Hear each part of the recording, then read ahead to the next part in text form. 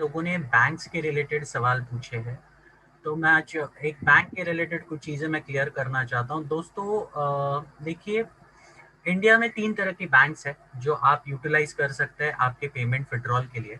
अभी काफ़ी सारे बैंक जो नेशनलाइज़ बैंक है, अभी गवर्नमेंट ने काफ़ी सारे बैंक्स को मर्ज कर दिया है। तो मैं आपको एक बेसिक लिस्ट देता हूँ बैंक्स का, जिसको नेशनलाइज़ बैंक में कंसिडर किया जाता है।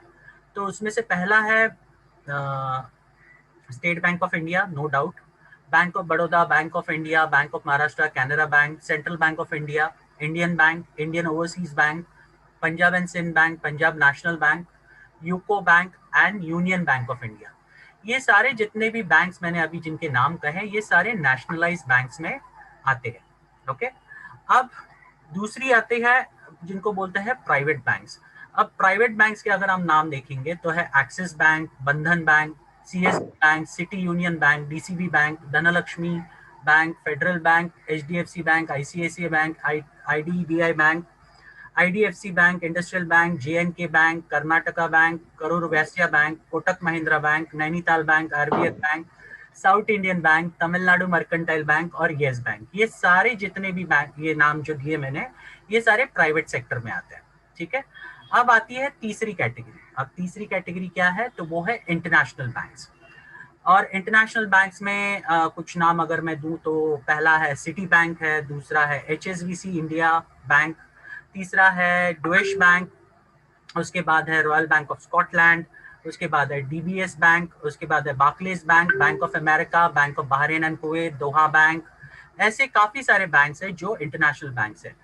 आप इन तीनों में से किसी भी इसमें अकाउंट है आपका, अगर नहीं है तो आप खोल लीजिए इन तीनों में से कोई भी सेक्टर में, आइदर वो इंडिया के नेशनलाइज बैंक में, प्राइवेट सेक्टर बैंक्स में, या फिर इंटरनेशनल बैंक्स में, जो मल्टीनेशनल्स भी होता है, इंटरनेशनल बैंक्स, उन पे आप तीनों में से किसी भी सेक्टर्स के बैंक में आप अकाउंट खोल सकते हैं।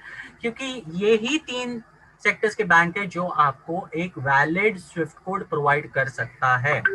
आपके जितने भी ग्रामीण लेवल के बैंक है, डिस्ट्रिक्ट लेवल के बैंक है, वो आपको ये फैसिलिटी बिल्कुल भी नहीं देती। तो इसके लिए आपको ये मेक श्योर करना पड़ेगा आपका अकाउंट इन्हीं में से कोई भी बैंक में होना चाहिए।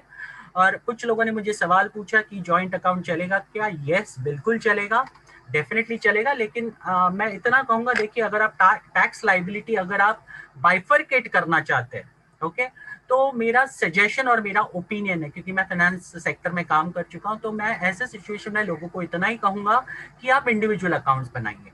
और अभी तो एक सबसे अच्छा एडवांटेज है कि अगर आपको बहुत सारे काफी सारे बैंक्स हैं, आपको एक फैसिलिटी देती है, आप खुद के नाम पर करंट अकाउंट खोल सकते हैं। ओके, अगर जो भी आपका नाम हो उस नाम पर आप करंट अकाउंट खोल सकते हैं और उसमें भी आप पैसा ले सकते हो। ओके, तो ये एक एडवांटेज आप ले सकते हो, जिसके माध्यम से आप एक्सपेंसेस दिखाकर काफी सारा टैक्स भी बचा सकते हो। और वो आपका जो भी सीए होगा, आप उससे बात कीजिए इसके बारे में, वो आपको बता देगा डिटेल में। तो हो सके तो ज्यादा से ज्यादा इंडिविजुअल बैंक अकाउंट्स ही रखिए, ताकि आपको टैक्स लाइबिलिटी कल की तारीख में मैनेज करने आ सके और वो हिसाब से आप डिडक्शंस दिखा सके। वो एक सबसे बड़ा एडवांटेज होता है अगर आप इंडिविजुअल अकाउंट रखते हो तो।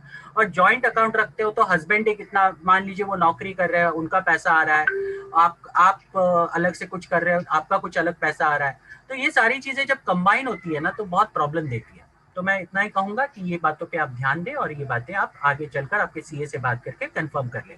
लेकिन इन तीनों में से कोई भी आपके बैंक्स होने चाहिए, कोई भी ग्रामीण बैंक या डिस्ट्रिक्ट लेवल बैंक बिल्कुल नहीं चलने वाले।